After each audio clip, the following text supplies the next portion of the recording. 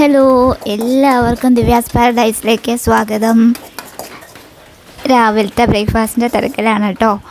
അപ്പോൾ ചമ്മന്തി അരയ്ക്കാൻ വേണ്ടിയിട്ട് ഉള്ളിയും മുളകും ഒക്കെ അമ്മ വറുത്ത് വെച്ചിരുന്നു. ഞാനത് മിക്സിയിൽ ഇട്ടൊന്ന് അരയ്ക്കാൻ വേണ്ടിയിട്ട് പോവാണ്.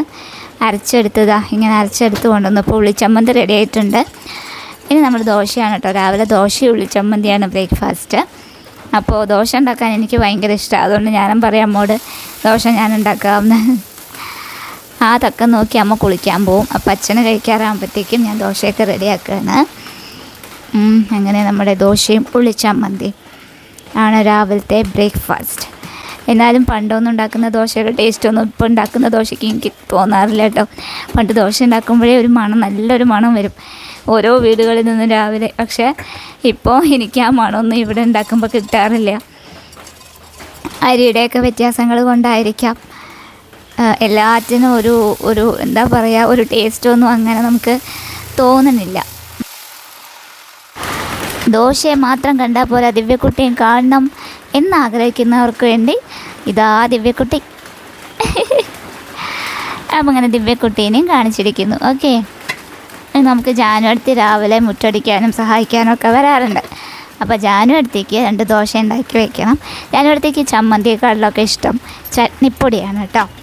അപ്പോൾ ഞാൻ ജാനു അടുത്തേക്ക് വേണ്ടി ചട്നിപ്പൊടി കുറച്ച് എണ്ണയൊക്കെ ഒഴിച്ച് ചാലിച്ച് വയ്ക്കാൻ പോവാണ്. മുറ്റടിയും ഒക്കെ കഴിഞ്ഞ് വന്നാൽ ജാനു അടുത്തേക്ക് ദോശയും ചമ്മന്തിപ്പൊടിയും പിന്നെ ഒരു കട്ടൻ കാപ്പി. അതാണ് ജാനു അടുത്തുള്ള കോട്ട.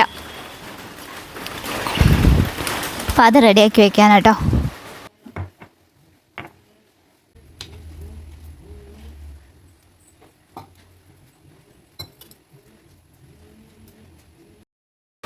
ഞാൻ ദോശയ്ക്ക് പകരം ചപ്പാത്തിയാണ് കേട്ടോ കഴിക്കുന്നത്. തലേ ദിവസം രാത്രി ചപ്പാത്തി ഉണ്ടാക്കി വെച്ചിരുന്നു.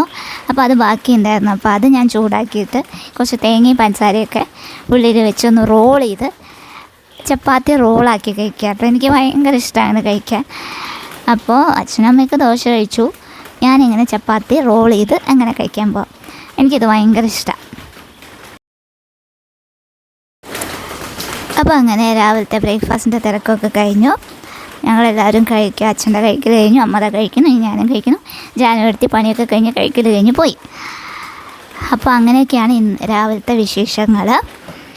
ഓക്കെ, നമുക്കിനി വീണ്ടും പുതിയ പുതിയ വിശേഷങ്ങളായിട്ട് നമുക്കിനിയും കാണാം കേട്ടോ. Okay, bye bye, see U.